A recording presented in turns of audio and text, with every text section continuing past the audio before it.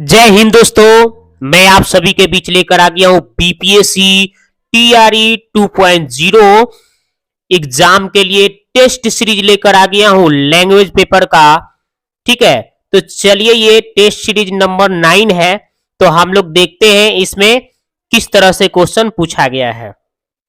तो first question यहां पे बोला गया है कि फिल इन द ब्लैंक्स, यानी कि रिक्त स्थान को भरिए। क्वेश्चन है I got dream job on dot dot 10th of May. मैंने अपने ड्रीम का जॉब मई 10 तारीख को प्राप्त किया। ठीक है, तो यहां पे क्या लगेगा दोस्तों, डेट की बात बोल रही है। ऑफ से पहले की जो भी बात किया जाता है उसमें हम लोग क्या लगाते हैं, द का यूज कर देते हैं। यानी कि हम क्या होगा लगाएंगे यहां पे I got dream job on the 10th of May, मतलब मैंने 10 मई को अपने ड्रीम का जॉब प्राप्त किया। यहां पे द का प्रयोग होगा। ओके, आप ऐसे भी जानते हैं कि यहां पे द का प्रयोग हुआ कैसे है, noun plus of plus noun, पता ही होगा। और ये नाउन से पहले जो लगता है क्या लगाना होता है, ऐसे भी ये होता है एक नियम। ठीक है, दो नाउन ऑफ से जुड़ा हो तो पहले नाउन के पहले हम लोग द लगाते हैं, ये भी एक नियम होता है। और यहाँ पे डेट बताने में भी द का प्रयोग हो जाएगा, है कि नहीं। आगे देखते हैं, अगला है फिल इन द ब्लैंक्स, मतलब रिक्त स्थान को भरिए। Drink dot dot of water, आपको कह रहा है कि इसमें कौन सा ऑप्शन भराएगा। प्लेंटली, इसका मतलब होता है दोस्तों, क्या होता है, इसका मतलब होता है खूब सारा चाहे बहुत सारा। यानी ड्रिंक प्लेंटली ऑफ वाटर, खूब सारा पानी पियो, मतलब पूरा पानी पीजिए, खूब सारा पानी पियो। ड्रिंक प्लेंटली ऑफ वाटर, तो यहां पे प्लेंटली का ही यूज होगा। अगला है select the incorrectly spelled word, मतलब आपको इसमें जो इनकरेक्ट शब्द है उसको चुनना है। ठीक है, तो यहां पे एल्यूमिनियम जो दिया है ये आपका गलत शब्द दिया गया है। एल्यूमिनियम का वर्ड होगा दोस्तों ALUMINIUM।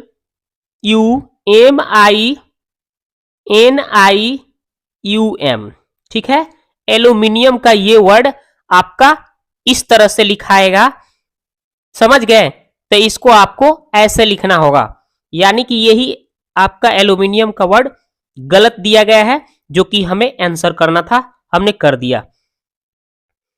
अगला क्वेश्चन है select the most appropriate option to fill in the blank, यानी कि आपको सबसे उपयुक्त ऑप्शन से रिक्त स्थान को भरना है। The little girl tired to dot dot singer, the singer, छोटी लड़की क्या करती है, सिंगर की यानी कि गायक की अनुकरण करने की कोशिश करती है। मतलब जैसे जैसे गा रही उस तरह से गाने की कोशिश कर रही है, मतलब कॉपी करने की यानी कि अनुकरण करने की कोशिश की है ना। कोशिश कर की छोटी लड़की ने गायक की अनुकरण करने की कोशिश की, तो इसके लिए आपका अनुकरण करना का यहाँ पे इमिटेट हो जाएगा वर्ड, क्या भराएगा, इमिटेट भराएगा। ओके, अगला देखते हैं 5 number, fill in the blanks. लिखा हुआ है the money was divided dot my 4 sons, मतलब पैसे को मेरे 4 लड़कों के बीच बांटा गया। पैसे को क्या किया गया, मेरे 4 लड़कों के बीच में बांटा गया। तो एक जब 2 से अधिक की बीच में बांटने की किसी चीज की बात हो, 2 से अधिक की बात हो, तो उसमें एमोंग का प्रीपोजिशन का प्रयोग करते हैं, याद रखिएगा। ओके, एमोंग कहां लगाएंगे, जब 2 से अधिक व्यक्ति या वस्तु के बीच में किसी चीज को रखने की बात हो, तो बांटने की बात हो, तो एमोंग का प्रयोग करेंगे। ठीक है, तो यहां पे एमोंग लगाएंगे, ऑप्शन नंबर बी। अगर 2 लड़कों के बीच बांटना होता तो हम वही क्या लगाते, बिटवीन का प्रयोग करते, समझ गए। लेकिन यहाँ पे 4 लड़कों की बात है तो एमोंग लगाए हैं प्रीपोजिशन। आगे देखते हैं, लिखा हुआ है the sun rise early in the dot, सूरज जल्दी उगता है किस सीजन में, तो समर सीजन में सबसे जल्दी उगता है। यानी कि the sun rise early in the summer, यहां पे समर होगा इसका आंसर। समर यानी कि गर्मी वाले दिन में देखते हैं सूरज सुबह ही उग जाता है कि नहीं। अगला क्वेश्चन है from a meaningful word by adding the suffix hood. मतलब आपको हुड से पहले क्या करना है, कोई सॉफिक वर्ड जोड़ना है मीनिंगफुल। तो यहां पे चाइल्ड लिख देंगे हम। चाइल्ड हुड से पहले क्या लगा देंगे, हुड से पहले हम चाइल्ड लिख देंगे, है ना। तो क्या हो जाएगा, चाइल्डहुड शब्द बन जाएगा, यानी बचपन होता है। अगला क्वेश्चन है fill the subject in the sentence. Find लिखा हुआ है, sorry, find the subject in the sentence. मतलब आपको क्या करना है, सेंटेंस में सब्जेक्ट को फाइंड करना है, बताना है।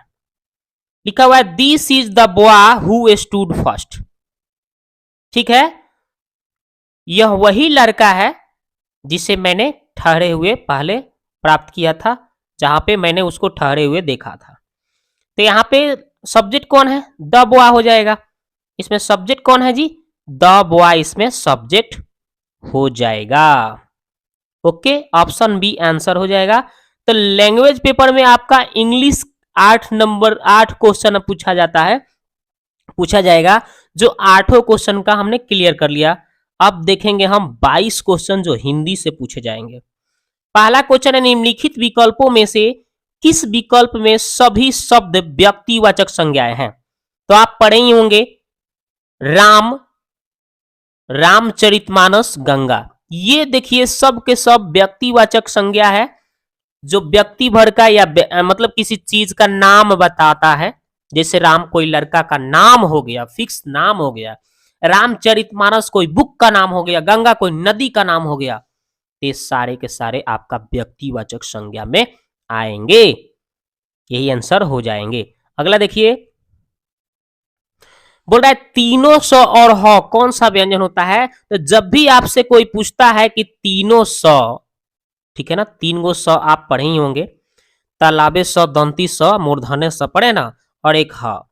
इसको हम लोग बोलते क्या है दोस्तों, तो इसको हम लोग बोलते हैं उष्म वर्ण। क्या बोलते हैं इसको, उष्म वर्ण बोलते हैं। तीनों स और ह को उष्म वर्ण बोलते हैं, याद रखिएगा। ठीक है, अगला क्वेश्चन देखिए, और अंतस्थ की बात कोई पूछे तो क्या बताइएगा। अंतस्थ कोई पूछता है तो क्या बताइएगा, य र ल व, य र ल व को हम बोलते हैं अंतस्थ वर्ण। ओके, और कोई स्पर्श वर्ण पूछता है तो क्या बताइएगा, कवर्ग। कवर्ग समझते हैं ना, क ख ग ख, च छ ज छ चवर्ग, है ना। फिर से क्या हो जाएगा, टवर्ग। फिर से क्या हो जाएगा, तवर्ग।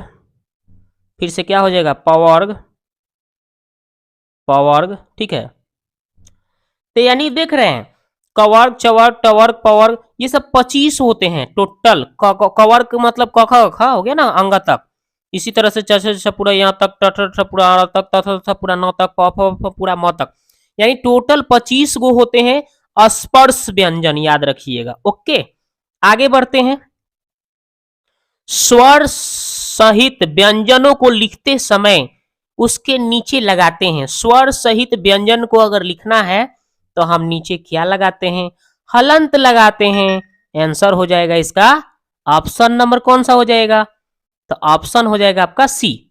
ओके, अगला क्वेश्चन है अर्ध स्वर वाला व्यंजन अलग कीजिए। अर्ध स्वर वाला व्यंजन कौन होता है, तो यह हो जाएगा। ओके, अगला क्वेश्चन है हिंदी वर्णमाला में अंग और अह को क्या बोलते हैं। हिंदी वर्णमाला में अंग और अह ये दोनों बिंदु वाला चीज है। स्वरों की संख्या क्या होता है, वो आप पढ़े ना, स्वरों की संख्या, उसमें 11 गो स्वर होता है और ये 2 गो को छांट दिया गया है। ये बेचारा अयोग्य घोषित कर दिया गया है दोनों, क्योंकि ये जो बिंदु बिंदु लगा के आता है तो ये स्वर कहा, सबाक भाई आप बिंदु बिंदु लगा कर आए हैं, आप मेरे से साइड रहिए। इसको अयोग्य घोषित कर दिया सब, इसलिए इसका नाम पड़ गया है अयोगवाह। ऑप्शन नंबर सी आंसर हो गया। आगे देखते हैं भूतकाल का विलोम शब्द का होगा। भूतकाल का विलोम भविष्यत काल, बता दीजिए। ऑप्शन बी आंसर करिए। आगे देखिए बच्चे गाना गा चुके हैं, क्रिया का मुख्य क्रिया की पहचान करो। तो मुख्य क्रिया गा चुके हैं, गाना है, तो इसका आंसर हो जाएगा मुख्य क्रिया इसमें कौन चीज है भाई? गा है। ओके, गा शब्द दिया है, इसमें क्रिया है, मुख्य क्रिया। ठीक है, अगला क्वेश्चन देखते हैं, 16 नंबर की बात करते हैं। ठीक है, 16 नंबर है हिमालय का संधि विच्छेद। तो आप पढ़े ही होंगे, हिम जोड़ आलय, हिमालय, हिम प्लस आलय, पढ़े ना, हिमालय। ये आपका कोई पूछे कि कौन सा संधि है भाई, तो ये दीर्घ संधि, यानी स्वर का ये दीर्घ रूप है कि नहीं? अ मिलके आ हो जाता है, पढ़े ना।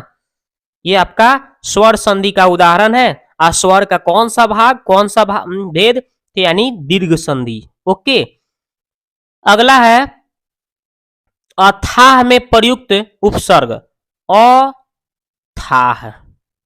तो थाह से पहले क्या लगा है? अ, तो यही आपका अ उपसर्ग हो जाएगा। अगला है नील गाय, नील गाय। तो देख रहे हैं गाय से पहले नील लगा दिया गया है, यानी कोई विशेषता बताने की बात हो रही है। तो आपका ये कर्मधारय समास हो जाएगा। जब भी विशेषण विशेष्य की बात होता है तो उसको हम लोग कर्मधारय समास बोलते हैं। अगला क्वेश्चन है अंगारो कांपना, अंगारे कांपना, फांकना लिखा है, सॉरी सॉरी, अंगारे फांकना मुहावरे का आशय क्या है? अंगारे फांकना के मतलब होता है ऐसा काम करना जिसका फल असह्य है, ऐसा काम करे जिसका फल असह्य है, असहनीय है। ठीक है, अगला क्वेश्चन है दूध वाले से कहो कि वह 20 लीटर दूध तुरंत ले आए। वाक्य है, ये तो आज्ञा दे रहा है भाई कि 20 लीटर जल्दी दूध लाने के लिए उससे कहो, आज्ञा दे रहे हैं। तो आज्ञावाचक वाक्य है ऑप्शन नंबर ए इसका आंसर हो जाएगा। अगला है मैंने राधा के लिए कपड़े खरीदे। तो कारक कौन सा है भाई? के लिए पढ़े हैं, कर्ता ने, कर्म को, करण, करण से, संप्रदान को के लिए पढ़े हैं ना, संप्रदान को के लिए, तो के लिए आ रहा है संप्रदान में, तो क्या हो जाएगा भाई? तो यहां पे हो जाएगा संप्रदान कारक हो जाएगा। ठीक है, संप्रदान कारक हो जाएगा, इसका आंसर संप्रदान कारक हो जाएगा। ठीक है, कारक में जो 8 बताए हैं ना, कारक के हिंदी में 8 भेद, उसका कारक का नाम और उसका विभक्ति जरूर याद कर लीजिएगा। कर्ता ने, कर्म को, करण से, द्वारा, संप्रदान को के लिए, अपादान से, संबंध का के की, अधिकरण में पै पर, संबोधन है अरे हो, अहो, अजीब हो, ये सब होता है। देख लीजिएगा, आपको कारक और कारक का चिन्ह कहीं भी बुक में मिल जाएगा। तो ये देख लीजिए, आगे देखते हैं वर्णों के क्रम को डॉट कहते हैं। अरे वर्णों के समूह को, वर्णों के क्रम को वर्णमाला कहते हैं। क्या कहते हैं? वर्णों के समूह को, वर्णों के क्रम को वर्णमाला कहते हैं, याद रखिएगा। अगला है रिक्त स्थानों की पूर्ति सही विकल्प से कीजिए। अस्मियता की तलाश में भटकती हुई महिला जैसे डॉट के चक्रव्यूह में फंस गई। तो इसमें क्या भराएगा? जैसे नियति के चक्रव्यूह में फंस गई, तो यहां पे नियति भराएगा शब्द। ठीक है, अस्मियता की तलाश में भटकती हुई महिला जैसे नियति के चक्रव्यूह में फंस गई, तो इसका आंसर हो जाएगा दोस्तों नियति। अगला क्वेश्चन है कि निम्नलिखित वाक्य त्रुटिपूर्ण अथवा त्रुटिहीन है, त्रुटिपूर्ण अंश का चयन कीजिए, और यदि वाक्य में त्रुटिहीन हो, कोई भी त्रुटि न हो, तो डी उत्तर लगा दीजिए। लेकिन इस वाक्य में हम देख रहे हैं मेरा भाई जिसका शादी कल है घर गया, ये इसमें त्रुटि कहां है? तो बी वाले पार्ट में त्रुटि दिया गया है। इसको हम कैसे लिखेंगे कि मेरा भाई जिसकी कल शादी है घर गया। मेरा भाई यहां पे कैसे लिखेंगे? जिसकी कल शादी है, जिसकी कल शादी है। ठीक है, जिसकी कल शादी, तलाबेसर से लिखिएगा, है ना, जिसकी कल शादी है, क्या हुआ? घर घर गया। ठीक है, तो ये ऐसा होगा, यहां पे जिसकी कल शादी है ऐसे लिखाएगा, त्रुटि बी, यानी बी जहां है वहीं पे ये लिखाएगा, तो इसलिए बी आंसर कर लीजिए। अगला है कि सही वर्तनी वाले शब्द का चयन करिए। तो सही जो देखा जा रहा है दोस्तों, सही इसमें क्या है? तो सही इसमें देखा जाए तो अविलंब, अविलंब आपका शब्द आंसर हो जाएगा, पहला ही है, जिस अविलंब के मतलब बिना देर किए। ठीक है, अब है यहां से गद्यांश चालू। तो ये गद्यांश इतनी बड़ा हम पढ़ेंगे नहीं, हम डायरेक्ट क्वेश्चन पढ़ेंगे, आंसर पढ़ेंगे, क्वेश्चन पढ़ेंगे और आंसर करेंगे। देखिए क्वेश्चन बोला है कि हल चलाने वाले किसान क्या क्या करते हैं? हवन के पास बैठा करते हैं, अपने शरीर का हवन किया करते हैं, अपने खेतों की जुताई करते हैं। ये इसमें से कौन सा वर्ड सही है, कौन सा वाक्य सही है? तो थोड़ा पढ़ते हैं, अपने आंसर हमको मिल जाएगा। हल चलाने वाले और भेड़े चराने वाले प्रायः स्वभाव के सीधे साधु होते हैं। हल चलाने वाले अपने शरीर का हवन किया करते हैं। देखिए मिल गया ना, क्या करते हैं भाई? हल चलाने वाले इंसान अपने शरीर का हवन किया करते हैं, जो कि आपका ऑप्शन नंबर बी में आंसर दिया है। अगला क्वेश्चन है, प्रत्येक पत्ते फूल और फल में बिखर रहा है। मजदूर का जीवन, किसान का सारा जीवन, जमींदार का जीवन, इसमें क्या होगा? प्रत्येक फूल और फल में बिखर रहा है, मजदूर का जीवन, किसान का सारा जीवन। तो देखते हैं क्या दिया है। हाँ, हमने यहां तक पढ़ा था कि अपने शरीर का हवन किया करते हैं, खेत उनकी हवनशाला है, उनके हवन कुंड की ज्वाला किरणें चावल के लंबे और सफेद दानों के रूप में निकलती है।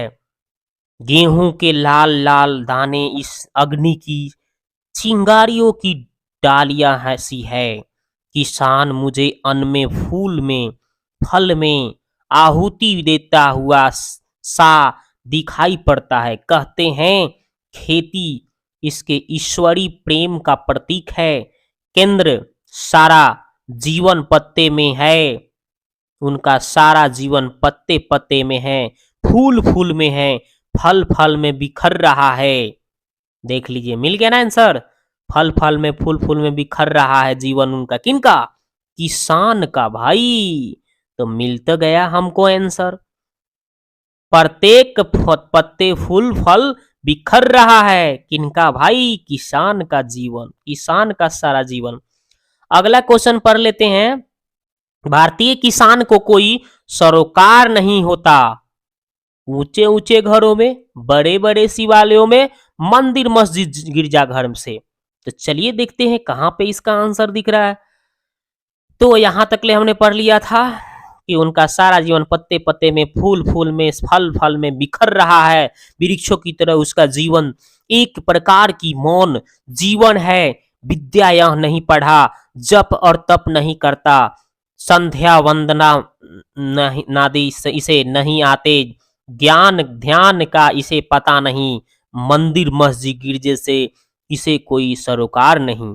मंदिर मस्जिद मिल गया ना हमको, कह रहे थे ना कि मिल गया भाई, मिल गया कि नहीं? तो मिल गया, तो अब क्या देख रहे हैं ना, मंदिर मस्जिद गिरजे, तो यही तो इसका आंसर हो जाएगा दोस्तों। बोल रहा है ना कि भारतीय किसान को कोई सरोकार नहीं होता, किसका? मंदिर मस्जिद गिरजाघर से कोई सरोकार नहीं होता।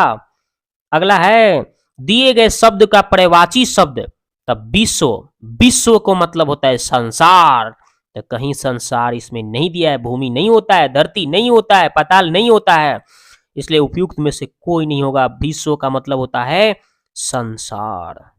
ठीक है, सारा जगत होगा, भूमि धरती ये सब पाताल नहीं होगा। अगला है, सही वर्तनी वाले शब्द का चयन करें, तो सही शब्द विक्रेता है। समझ गए? तो हमने कितना आसानी से, देखिए इतना बिना पढ़े हुए, इधर पढ़ने की हमें कोई जरूरत भी नहीं पड़ा और आंसर भी हो गया एकदम सही सही। तो इस तरह से आप वहां पे करेंगे किसका क्वेश्चन? तो इस तरह से आप वहां पे क्वेश्चन करेंगे गद्यांश का। दोस्तों कैसा लगा वीडियो, आप जाके कमेंट बॉक्स में कमेंट कीजिए। मिलते हैं नेक्स्ट वीडियो में।